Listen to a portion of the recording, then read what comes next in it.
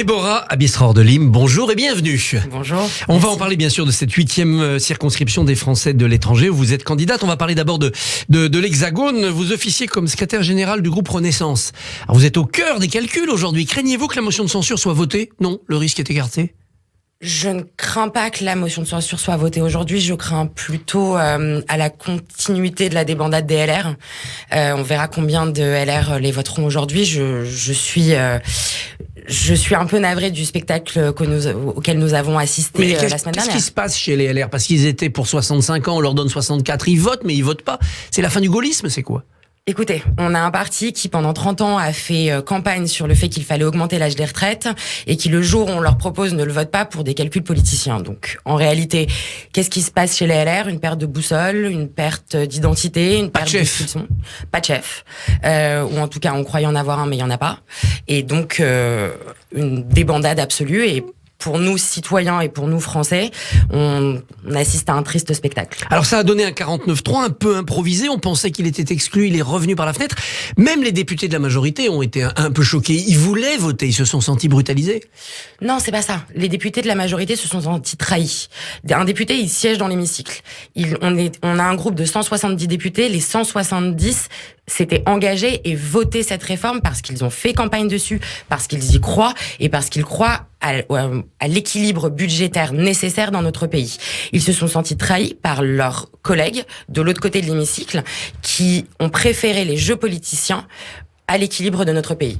Yaël Braun-Pivet, la présidente de l'Assemblée nationale, disait hier qu'elle considère que la démocratie ne va pas bien. Elle ajoute même que les élus de la France Insoumise abîment l'institution. C'est votre sentiment vu de l'intérieur d'un poste d'observation? Moi, mon balcon qu'on appelle le Guignol est collé à la partie LFI et je peux dire que j'assiste à un triste spectacle assez régulièrement. Oui, bien sûr, lorsque vous voyez des députés rentrer avec des jeans troués, lorsque vous voyez des députés rentrer en t-shirt, lorsque vous voyez des députés hurler, vociférer pendant les prises de parole, que ce soit des ministres ou que ce soit même de leurs collègues. Je veux dire, moi j'ai fait des études de droit, je me suis engagée en politique, je m'engage en politique en me présentant. C'est pas pour assister à ce triste spectacle. Ils sont dans leur logique révolutionnaire. Ils veulent pas améliorer le système, ils veulent le renverser. C'est leur. Vous savez, vous avez des gens dans l'hémicycle qui étaient des syndicalistes hier. Donc vous avez l'ancien référent syndical des taxis, l'ancien référent syndical lycéen, l'ancien référent syndical des Uber. Et en fait, vous faites rentrer des référents syndicaux dans l'hémicycle et ils ne connaissent rien d'autre que l'attitude contestataire. Et donc ils prennent l'hémicycle pour une AG. Sauf que l'hémicycle, ce n'est pas une AG. Et l'hémicycle, au-delà de la façon de se tenir, c'est aussi un lieu où on vote la loi.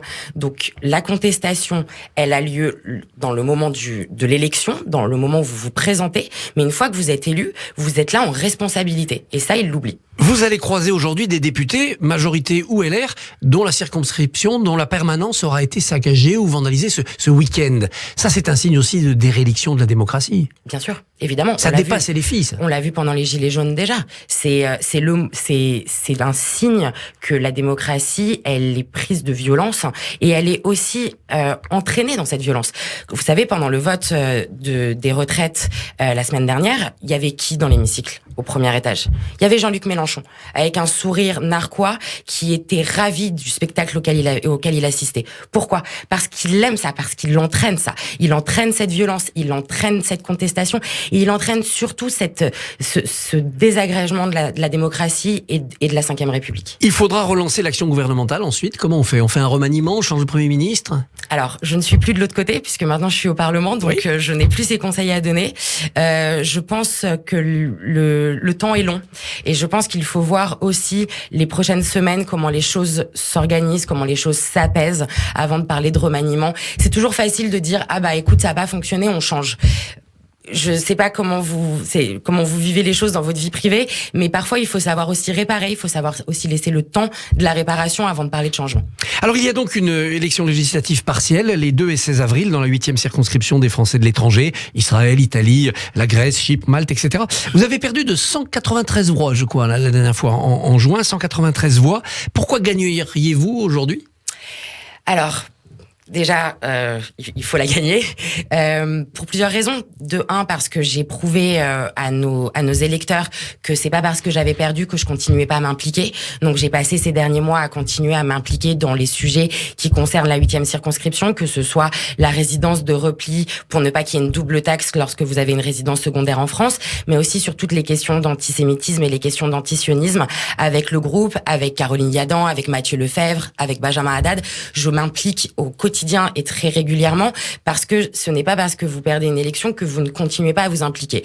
Et puis ensuite parce que j'espère que le candidat en face respectera cette fois-ci les règles électorales. Vous le constatez sur place parce que tout ce qui s'est passé et qui a été validé par le Conseil constitutionnel, des électeurs à qui on proposait de voter à leur place, des messages appelant à voter le jour même du scrutin, ça ne se reproduit pas pour l'instant ? Pour l'instant, le vote n'a pas commencé. Donc à partir de vendredi prochain, vendredi 24 mars, d'ailleurs j'appelle tous nos électeurs qui nous écoutent à voter en ligne du 24 au 29 mars. On verra bien. La campagne est fair-play pour l'instant ? Pour l'instant, la campagne est fair-play. Mais elle l'était déjà la première fois à ce moment-là de l'élection. La différence avec la première fois, c'est que aujourd'hui, le ministère de l'Intérieur et le ministère des Affaires étrangères sont en alerte maximale et vérifient le scrutin. Donc aujourd'hui, nous avons des vérifications qui sont faites. Les personnels des ministères sont alertes sur le sujet. Et donc, s'il y a des appels téléphoniques qui sont faits envers les citoyens, il y aura une alerte qui sera faite tout de suite. Mais il y a une autre candidate qui se réfère à la majorité présidentielle parmi les 8, Juliette de Cauzan. Pourquoi cette division ? D'où vient-elle ? Non, on avait déjà ce parti en juin. Un peu écologiste. Avec un autre candidat qui s'appelle Milad. C'est un parti qui s'appelle l'UCE, l'Union des centristes écologiques, qui présente des candidats à peu près partout. Pourquoi ? Parce que un vote égale 80 centimes d'euros pendant 5 ans chaque année, et qu'ils présentent en mettant majorité présidentielle pour pouvoir rameuter des voix et pour pouvoir payer leur parti pendant les 5 ans qui suivent. Aujourd'hui, les préfectures n'empêchent pas d'écrire majorité présidentielle à qui il veut, donc ils se permettent de le faire. Juliette de Cauzan était candidate dans les Ardennes, je crois, en juin dernier. Elle est candidate là. Franchement, je perds pas mon temps à parler de ce genre de choses. Je vous avoue que nos concitoyens méritent d'avoir des candidats qui se présentent pour eux. Et les électeurs arrivent à faire la différence parce que c'est pas simple d'être électeur à Chypre, à Malte, en Italie et de se retrouver sur une liste de gens qu'on connaît pas finalement. Écoutez, moi j'ai fait tout le tour de la circonscription. J'ai été à leur rencontre partout. Il n'y a pas un pays que je n'ai pas fait sur la circonscription, j'y suis allée absolument partout. Donc ils le voient déjà, ils le reconnaissent. Et puis ils viennent à ma rencontre, on se rencontre. Même s'ils ne viennent pas, ils m'écrivent en me disant écoutez, j'ai pas pu venir, mais vous êtes venus. Ça existe cette circonscription. Bien sûr, ils y sont extrêmement sensibles. En Italie, j'ai fait civil, j'y retourne la semaine prochaine. Le contact des citoyens, la campagne terrain, je ne crois qu'à ça. Je crois au fait qu'il faut aller vers les gens, il faut les entendre, il faut leur proposer des solutions. C'est ça faire campagne en fait. La situation politique a changé en Israël depuis la dernière élection législative française. Benjamin Netanyahou est redevenu Premier ministre. Atout ou handicap pour vous et pour votre adversaire qui est proche de lui ? Écoutez, très sincèrement, moi je trouve ça dommage qu'on ait toujours considéré cette élection, et c'est très spécifique à la 8e, à la politique nationale israélienne. C'est une élection de l'Assemblée nationale française. Ce n'est pas une élection de la Knesset. Et je l'ai déjà dit aux députés sortants et je l'ai déjà dit à Meir Habib, si vous voulez parler uniquement de politique nationale israélienne, présentez-vous à la Knesset. Là, il y a un mélange des genres. Il y a un mélange des genres. Et puis, il y a un mélange des genres qui nous dessert. Je veux dire, lorsque vous le voyez à l'Assemblée nationale, alors même s'il est très très peu présent, à chaque fois qu'il est là et qu'il parle de Benjamin Netanyahou, il dessert Israël. Non pas parce que Benjamin Netanyahou dessert Israël, ce n'est pas le sujet, mais parce que tout simplement, les députés de l'Assemblée nationale française ont l'impression d'avoir un mélange des genres et ça les dérange. Et je pense que cette élection ne doit pas être basée sur ce qui se passe en Israël, mais sur ce qu'il se passe pour les Français qui habitent en Israël, en France. Donc, toutes leurs questions budgétaires, leurs questions d'antisémitisme, d'antisionisme, tout ça, mais pas les questions de la politique nationale. Pourtant, il y a là-bas un débat fondamental, c'est le débat sur la Cour suprême israélienne, que le pouvoir actuel voudrait contourner, voudrait pouvoir passer par-dessus ces décisions. Est-ce que ce débat n'est pas présent dans la campagne des électeurs français parce que ça résonne avec la crise démocratique dont on parlait ? Ça existe parce que les candidats le mettent sur le tapis. Que ce soit Meyer Habib avec son soutien à Netanyahou ou que ce soit la candidate NUPES qui a envoyé un mail il y a quelques jours en expliquant qu'elle était la candidate contre la réforme. Enfin, vous n'êtes pas la candidate contre la réforme, vous vous présentez à l'Assemblée nationale française. L'Assemblée nationale française ne va pas voter pour ou contre la réforme institutionnelle proposée par la coalition de Benjamin Netanyahou. Faut arrêter de raconter n'importe quoi. Donc, oui, la politique politicienne, encore une fois, le met dans le débat, mais en réalité, la personne que vous élirez le 2 et le 16 avril n'aura absolument aucun impact sur la réforme institutionnelle de Benjamin Netanyahou. LFI s'est renforcé, le RN s'est renforcé aux dernières législatives. Que faut-il faire de plus pour lutter contre l'antisionisme et l'antisémitisme ? Il faut rien lâcher. Il faut absolument rien lâcher. Sur chaque déclaration, sur chaque texte, déclaration, sur tout. Moi, je vais vous prendre un exemple. Salah Hamouri. On sait à partir d'octobre à peu près qu'il y a une possibilité pour que Israël le renvoie vers la France.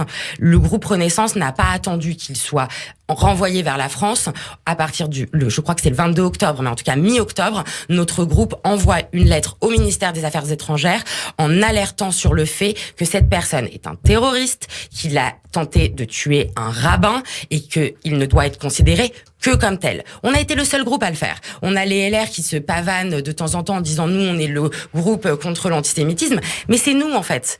Il n'y a que Renaissance qui a écrit au ministère des Affaires étrangères sur ce sujet. Il n'y a que Renaissance qui a demandé à l'Assemblée nationale de l'interdire dans son enceinte. Les LR, on les a pas entendus sur le sujet. Si vous êtes élu, quel sera votre premier texte ? Votre première envie de loi ? Les biens spoliés des Juifs, c'est un texte qui est en préparation au ministère de la Culture et sur lequel j'aimerais vraiment travailler pour qu'il y ait un texte qui permette de rendre les biens juifs spoliés à tous nos concitoyens et pas uniquement à chaque fois qu'il y a un bien qui est retrouvé faire une nouvelle loi. Ça ne facilite pas les choses et c'est un des premiers textes sur lesquels j'aimerais travailler. Puis après, j'aimerais travailler sur des questions aussi sociales et tarifaires pour les Français de l'étranger, notamment la résidence de repli. Déborah Bisror de Lim, 2 et 16 avril, la partielle. Bonne journée à vous, bon courage. Merci, vous aussi, bonne journée. Merci beaucoup Christophe. Christophe Barbier, vous parliez de la situation politique en Israël, de la réforme judiciaire et justement, restez avec nous dans moins de 5 minutes. On fera le point sur les dernières actualités à propos dans le journal d'Eva Soto. Et j'en profite pour donner votre invité demain Christophe. Ce sera le sénateur des Hauts-de-Seine, majorité présidentielle, Xavier Iacovelli. À demain Christophe.